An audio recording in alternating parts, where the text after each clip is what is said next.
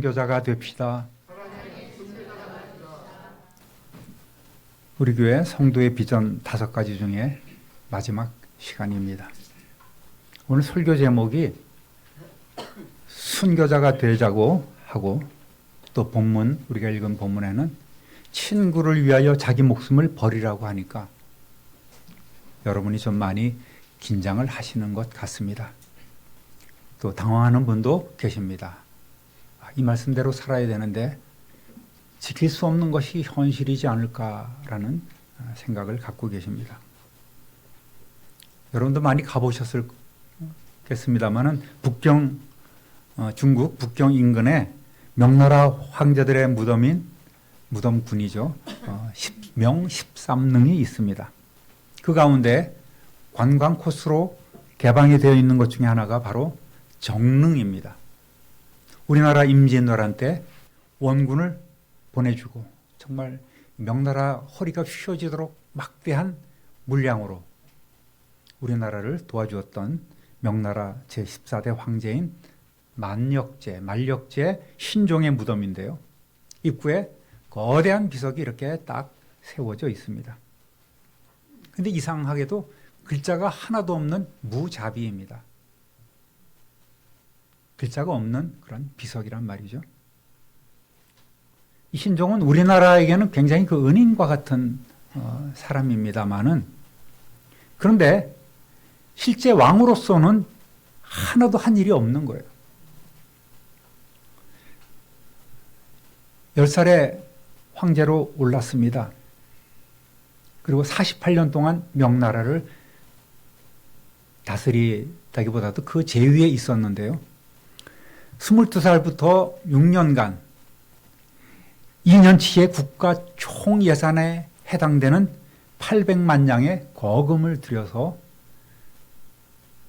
그 땅 속에다가 자기가 죽은 후에 묻힐 그런 어마어마한 지하궁전, 대리석으로 이렇게 무덤을 만들기 시작했습니다. 지금 개방돼서 이제 다 사람들이 물 밀듯이 들어갔다가 물 밀듯이 나오는 그런 관광 코스가 되었죠. 이 800만 양이라는 것을 당시 쌀로 환산하면 100만 명이 6년 반 동안 먹을 수 있는 양이었고, 또 연인은 6,500만 명을 동원해서 영생을 꿈꾸면서 그 지하 궁전을 건축한 것입니다. 그리고 이 무덤이 완성된 후에는 정사를 돌보지 않고 그저 후궁에 처박혀서 주색 잡기에 일생을 보낸 사람이 바로 이 사람입니다. 나라는 환관들의 그 세력으로 인해서 엉망진창이 되어 갑니다. 그래서 아무것도 공적이 없어서 사람들이 새길 것이 없어서 비문이 없는 그런 비석이 된 것입니다. 역사가들은 명나라를 멸망의 그런 시기로 몰아넣은 그런 황제였다고 이렇게 기록하고 있습니다. 성결덕교에 올라가면 설립자 김홍조 목사님의 그런 기념비가 성결관 앞에 있습니다. 정문으로 들어가서 왼쪽에 보이는 건물이 성결관인데 그 앞에 가면은 이런 내용으로 비문이 하나 있는데요. 잘 와서 큰일 하시고 잘 가셨다, 이렇게 기록이 되어 있습니다. 종종 장례식장 또는 납골 묘지에 가보면 가족들이 거기다가 새겨놓은 아름다운 비문들이 많이 있습니다. 여기 청계산만 가도 그런 비문들을 많이 볼 수 있습니다.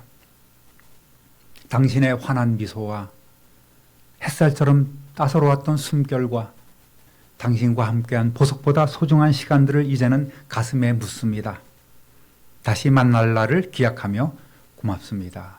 사랑합니다. 그리고 그립습니다. 이러한 그 아름다운 글귀들이 많이 있고, 또 성경 구절도 많이 새겨져 있는 것을 볼 수가 있겠습니다. 또 한 사람을 소개합니다.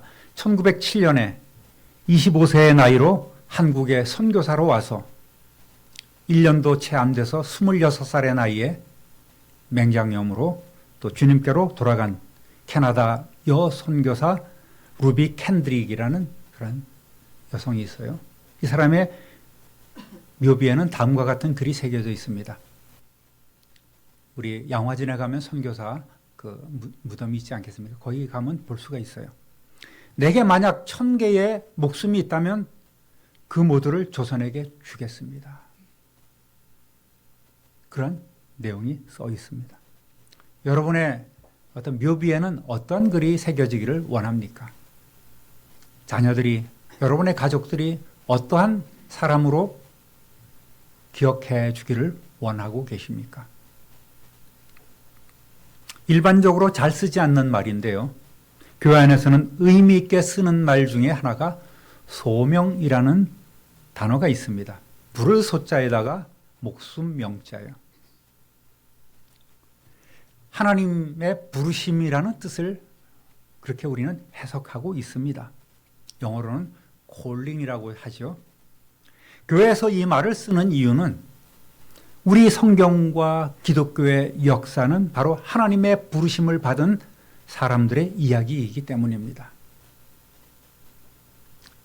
성도들에게는 3번의 부르심이 있습니다. 첫째는 우리를 구원으로 부르시는 부르심이 있고, 두 번째는 사명으로의 부르심이 있습니다. 그리고 마지막은 모든 인생에게 내려지는, 몸은 죽고 영혼은 소환되는 그런 죽음의 부르심이 있단 말입니다.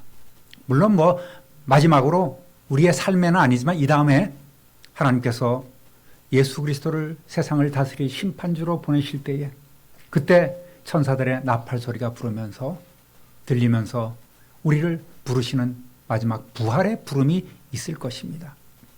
이 부활의 부름에 모두가 다 동참하는 저와 여러분 되시기를 우리 주님의 이름으로 축원합니다.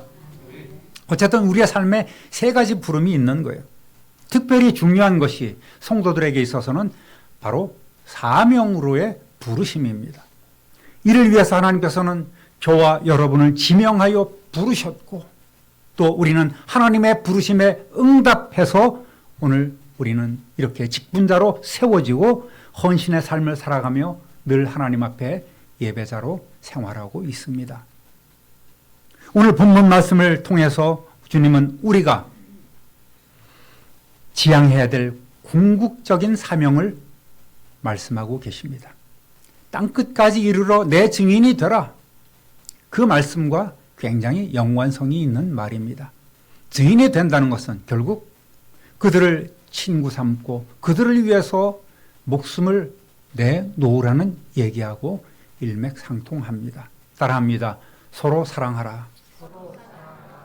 본문 12절 다시 한번 읽어보겠습니다. 내 계명은 곧 내가 너희를 사랑한 것 같이 너희도 서로 사랑하라 하는 이것이니라. 아멘.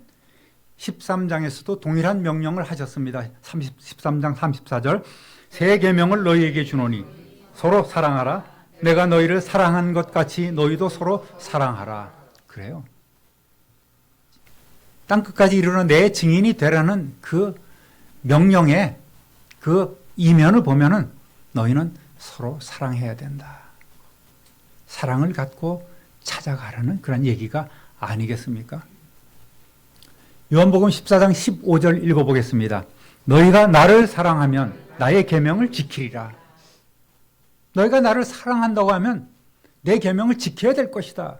이 명령은 우리가 서로 사랑함으로써 주님께 또 주님을 사랑하고 있음을 증명해 보이라는 말씀이죠. 그냥 읽고 넘어갈 일이 아닙니다. 우리가 예수님의 사랑으로 서로 사랑하지 않으면 진실한 성도가 될 수 없다는 말이죠. 아니, 보이는 우리 이웃을 사랑하지 않고서 어떻게 보이지 않는 주님을 사랑할 수 있겠습니까? 여러분, 굉장히 깊이 생각하고 또 반드시 실천해야 하는 명령입니다. 오늘 어떠한 마음으로 교회에 나오셨습니까? 또 어떠한 마음으로 기도를 하셨습니까? 만나는 우리 성도님들이 참으로 귀해 보이고 사랑스러워 보이고 또 함께 힘을 나누며 함께 협력해야 될 그런 동력자로 보이셨습니까?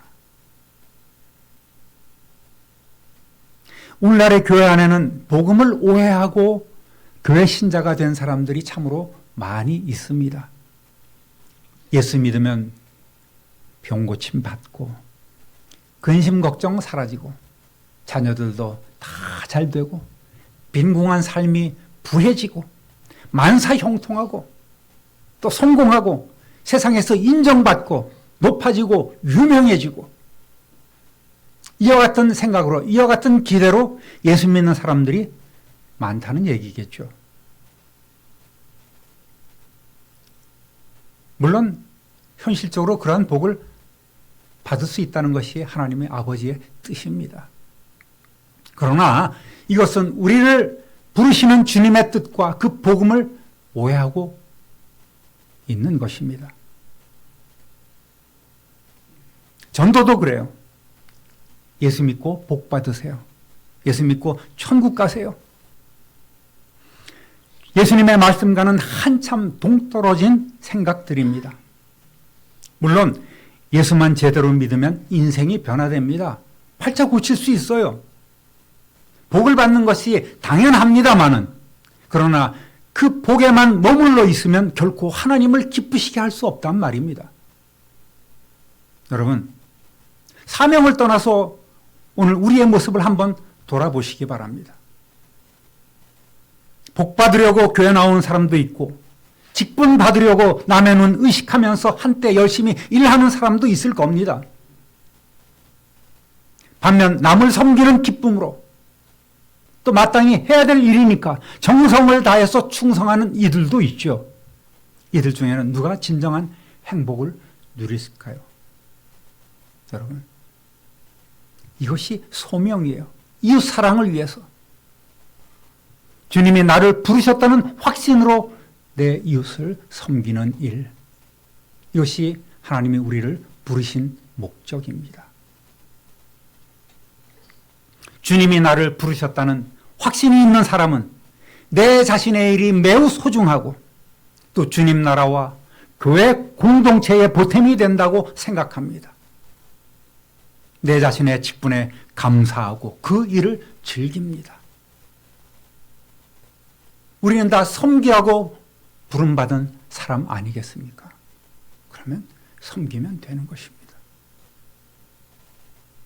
나는 복을 받지 않더라도, 특별히 하나님께서 내게 보상을 해주지 않으시더라도, 내가 힘들고 고난 같은 생각이 들더라도 나는 이 일을 할 거야 하면서 굳은 일을 마다하지 않고 감당하는 분들입니다.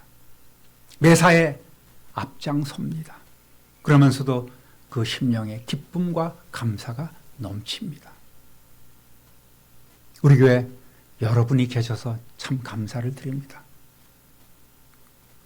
목사의 눈에 잘 보이기 위해서가 아니라 이 일을 하는 것, 주님의 사명, 주님께서 주신 그 사명을 감당하는 것이 보람이고 즐겁기 때문에 누가 알아주지 않아도 그저 열심히 일합니다. 늘 교회와 성도들을 생각합니다. 이웃을 생각합니다. 영혼 구원을 생각합니다. 명백한 하나님의 뜻은 우리 모두가 이웃 사랑이라는 그 사명의 십자가를 지는 겁니다. 사랑하라는 주님의 명령에 진심으로 순종하시는 저와 여러분 되시기를 우리 주님의 이름으로 축원합니다. 할렐루야. 자신이 없어요.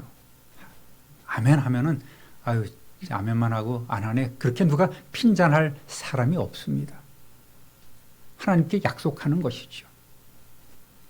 따라합니다. 예수님께서 실천하셨습니다. 13절 14절 다시 한번 읽겠습니다. 사람이 친구를 위하여 자기 목숨을 버리면 이보다 더 큰 사랑이 없나니 너희는 내가 명하는 대로 행하면 곧 나의 친구라. 아멘. 이걸 우리가 또 바꿔서 얘기를 하면은 사람이 친구를 위하여 목숨을 버리면 이보다 더 큰 사랑이 없다. 제일 큰 사랑이라고 말씀을 하십니다. 너희는 내가 명하는 대로 행하면 곧 나의 친구라. 이 얘기를 바꿔서 얘기하면 너희는 나를 위하여 죽을 수 있니? 예수 그리스도의 이름을 위하여, 복음을 위하여 너희는 죽을 수 있니? 라는 그런 표현도 됩니다. 물론 우리는 이웃을 향하여 나가야 되고 이웃을 향하여 목숨을 버리러 가야 합니다. 만약에 예수님께서 우리를 위해서 십자가에서 고난과 죽임을 당하지 않으셨다면 이거는 뭐 공자 말씀처럼 그럴듯한 이웃 사랑의 하나의 그 윤리로 남아 있겠죠. 좋은 얘기로 남아 있을 겁니다. 예수 그리스도의 복음이 그 능력을 갖는 것은, 그 파워를 갖는 것은 주님께서 당신의 말씀처럼 그대로 실천함으로써 우리에게 본이 되어주셨다는 사실이죠. 즉 예수님은 이 말씀을 하셨을 뿐만 아니라 우리를 위해서 실제로 당신의 목숨을 내어 주셨기 때문에 이 말씀에 권위가 있는 것 아니겠습니까? 요한복음 10장 11절 읽어보겠습니다. 나는 선한 목자라. 선한 목자는 양들을 위하여 목숨을 버리거니와. 아멘. 신학자 칼 바르트라는 사람이 있는데요. 뭐 기억해도 좋고 기억하지 않아도 좋습니다. 기독교의 가장 오묘한 진리는 예수님이 나를 사랑하는 것이다. 사랑하신 것이다. 이렇게 얘기를 하고 있습니다. 아무 쓸모없는 우리를 예수님께서, 전능하신 하나님의 아들이신 예수님께서 사랑하신 것, 이것이 놀랍다는 고백이겠죠. 최고의 사랑은 친구를 위해서 목숨을 버리는 것이라고 말씀을 하십니다. 이보다 더 큰 사랑이 없다는 것입니다. 가장 큰 사랑이에요. 왜 하나님을 위해 목숨을 버리는 것이라고 말씀하지 않았을까요? 너희가 하나님을 위하여 목숨을 버리면 이것이 너희가 나타낼 수 있는 가장 큰 사랑이다. 이렇게 말씀하지 않고 친구를 위하여 목숨을 버리는 것이 가장 큰 사랑이라고 말씀하셨을까요? 여러분, 십자가가 바로 그런 거예요. 이보다 더 큰 사랑이 없다고 하셨죠. 여러분, 죄인을 위해서 결코 친구가 될 수 없는 그런 사람들에게 친구가 되어주고 그 친구를 위해서 목숨까지 다 버린 것이 바로 십자가 사건 아니겠습니까? 어느 누구도 할 수 없었던 그 진실한 사랑을 예수님께서 친히 십자가에서 우리에게 보여주셨다는 말입니다. 당신이 하신 말씀을 그대로 실천하셨다는 거죠. 참 사랑의 삶은 바로 이 예수님의 십자가로부터 시작되었고, 오늘 우리는 내게 주신 그 사명의 십자가를, 그 사랑의 십자가를 우리는 지고 가고 있습니다. 할렐루야! 실천하면 우리의 신분은 바로 예수 그리스도의 친구로 상승이 됩니다.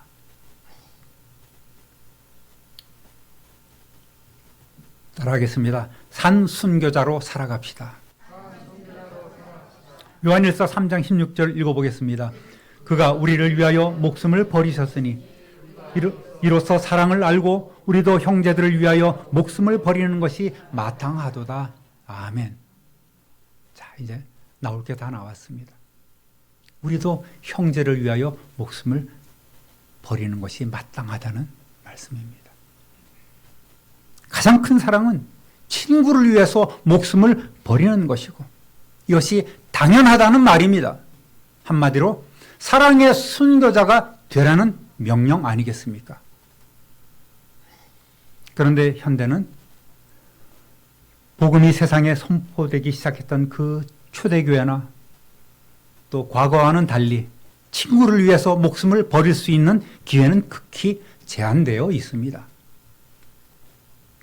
일제강점기 신사참배를 거부하고 48세의 나이로 순교하셨던 주기철 목사님이나 6.25 한국전쟁 가운데 행동이 불편한 나 환자들을 위해서 피난 가기를 거절하고 49살에 북한군에 의해서 순교당한 손양원 목사님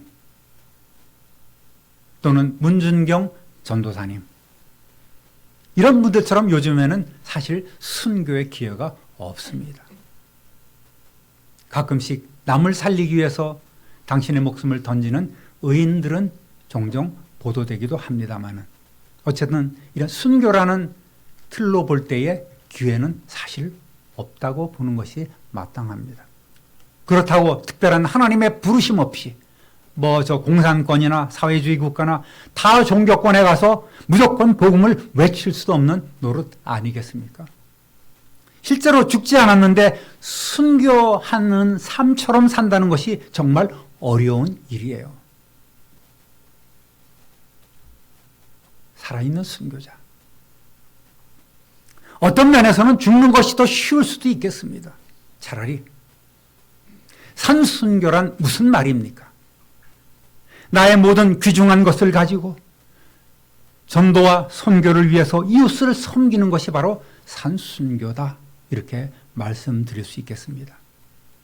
내 몸으로 뿐만 아니라 때로는 물질로, 때로는 기도로 소중한 나의 옥합을 깨뜨리는 일이 바로 산순교라는 말입니다. 여러분이 갖고 있는 가장 소중한 것들을 주님을 위해서 내어드리고 주님을 위해서 깨뜨리는 것. 이것이 산순교입니다. 고린도전서 15장 31절 함께 읽어보겠습니다. 형제들아 내가 그리스도 예수 우리 주 안에서 가진 바 너희에 대한 나의 자랑을 두고 단언하노니 나는 날마다 죽노라. 아멘. 성질죽이란 말이 아니에요. 인내한다는 말이 아닙니다. 사도 바울의 이 고백은 당시 로마의 원형 경기장에서 맹수들과 또는 서로 간에 싸우다가 죽는 그 검투사들의 삶과 대조해서 나온 말입니다.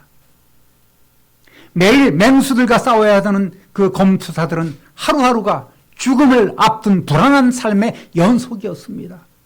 그래서 그들은 소망이 없었습니다. 내일이면 죽을 목숨이니 오늘 먹고 마시자, 즐기자라는 그런 마음으로 살아갔습니다.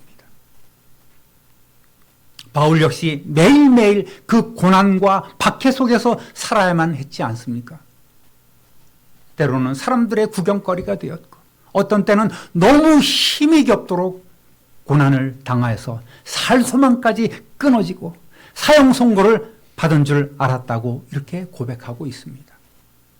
고린도후서 11장 23절부터 28절까지 세번역 성경으로 읽어보겠습니다. 나는 수고도 더 많이 하고 감옥살이도 더 많이 하고 매도 더 많이 맞고 여러 번 죽을 뻔하였습니다. 유대 사람들에게서 마흔에서 하나를 뺀 매를 맞는 것이 5번이요 채찍으로 맞은 것이 3번이요 돌로 맞은 것이 1번이요 파선을 당한 것이 3번이요 밤낮 꼬박 하루를 망망한 바다를 떠다녔습니다. 자주 여행하는 동안에는 강물의 위험과 강도의 위험과 동족의 위험과 이방 사람의 위험과 도시의 위험과 광야의 위험과 바다의 위험과 거짓 형제의 위험을 당하였습니다. 수고와 고역에 시달리고 여러 번 밤을 지새우고 줄이고 목마르고 여러 번 굶고 추위에 떨고 헐벗었습니다. 그 밖의 것은 제쳐놓고라도 모든 그 애를 염려하는 염려가 날마다 내 마음을 누르고 있습니다. 아멘. 그럼에도 사도 바울은 오직 부활의 소망, 그 복음으로 인해서 그 고난 가운데서도 구원의 하나님만을 의지하였습니다. 극한 고난 가운데서도 하나님께 감사와 찬양을 올려드렸습니다. 바울이 고난당한 이유가 무엇이었겠습니까? 주님이 부르신 그 소명이 없었다면 그는 아무래도 젊은 학자로서 장래가 촉망되는 그러한 정치인으로서 성장해 갔을 것입니다. 그가 날마다 죽어야 하는 이유가 무엇이었습니까? 바로 사람들의 영혼 구원 때문이었습니다. 하나님의 뜻대로 부르심을 받은 하나님을 사랑하고 하나님의 목적을 따라 부르심을 받은 성도들은 사람들에게 부활과 생명의 복음을 선포하고 어둠의 세력들과 싸우기에 많은 수고와 고생을 필연적으로 겪어야 한다는 말입니다. 여러분, 예수 믿고 형통하고 등 따숩고 배부르는 것이 주님을 위한 삶이 아닌 거예요. 우리가 주님의 고난에 동참하는 것, 이것이 바로 주님의 뜻이고, 우리가 이웃을 위하여 우리의 목숨을 내어놓고 주님을 위하여 죽는 것이 우리 주님의 뜻이란 말입니다. 이러한 주님의 명령을 마음에 새기시는 저와 여러분 되시기를 우리 주님의 이름으로 축원합니다. 우리가 복음을 위해서 겪는 일도 마찬가지입니다. 매일 전도하는 것도 산순교의 생활입니다. 외면당하고 때로 무시당하고, 그럼에도 불구하고 전도해야 하는 것이 우리의 사명 아니겠습니까? 아직 믿지 않는 가족을 위해서 기도하시기 바랍니다. 완악한 남편을 위해서 기도하시길 바랍니다. 저도 열심히 기도하고 있습니다. 믿음을 잃어버린 부모님이나 자녀를 위해서 눈물로 기도해야 합니다. 누가 뭐래도 반드시 주님이 필요한 이웃을 여러분의 가슴에 품고 힘써 권하며 섬기시기를 주님의 이름으로 부탁드립니다. 사탄은 오늘도 저와 여러분을 유혹하고 있습니다. 오늘은 쉬고 내일부터 해. 언젠가 기회가 되겠지. 언젠가는 네 자식들이 다 돌아올 거야. 너 이렇게 기도하고 있잖아. 애들 기분 상하지 않게 그냥 내버려둬. 그렇게 속삭이고 있을지 모르겠습니다. 그러나 결코 양보해서는 안 됩니다. 부모로서 단호할 때도 있어야 합니다. 교회 목적은, 교회가 세워진 이유가 무엇이겠습니까? 바로 선교, 전도 아니겠습니까? 이것이 바로 주님의 재림을 준비하는 오늘 우리에게 주신 사명이라는 말입니다. 이를 위해서 우리는 목숨을 내어 놓아야 합니다. 사랑하는 우리 참변누리교회 성도 여러분, 우리는 이웃사랑을 위해서 부름받은 일꾼들입니다. 이웃사랑 선교에만 이웃사랑을 위해서 부름받은 것이 아니라 큰 틀에서 우리는 이웃사랑을 실천해야 될, 그것이 바로 주님의 명령인 줄 알고 실천해야 될 우리 성도들입니다. 우리 성도들부터 먼저 사랑하십시다. 또 여러분의 가족들도 더욱더 사랑하십시다. 우리가 가는 곳이 평강이 있고 평화가 있는 화평을 누리는 곳이 되어야 하고, 그렇게 우리는 만들어야 될 사명이 있습니다. 복음을 위해서 오늘도 내 이웃의 한 영혼 위해 눈물로 기도하면서 또 여러분의 옥합을 깨뜨려 귀한 것 들여 섬기시는 사랑의 순교자 되시기를 우리 구주 예수 그리스도 이름으로 축원합니다. 축원합니다. 축원합니다. 존귀하신 하나님 아버지, 서로 사랑하라는 명령을 우리에게 주시고 주님께서는 그 명령대로 당신께서 직접 사랑을 실천하시고 우리를 위하여 목숨을 내어 주셨습니다. 오늘 우리는 이웃을 향해 사랑의 순교자로서 살아가야 함을 이 시간 마음에 새기게 하시니 참으로 감사합니다. 부끄러움 없는 평강의 사랑, 부끄러움 없는 사랑의 순교자로 섬기는 우리 모두가 되게 하여 주옵소서. 우리 구주 예수 그리스도의 이름으로 축복하며 기도드립니다. 아멘.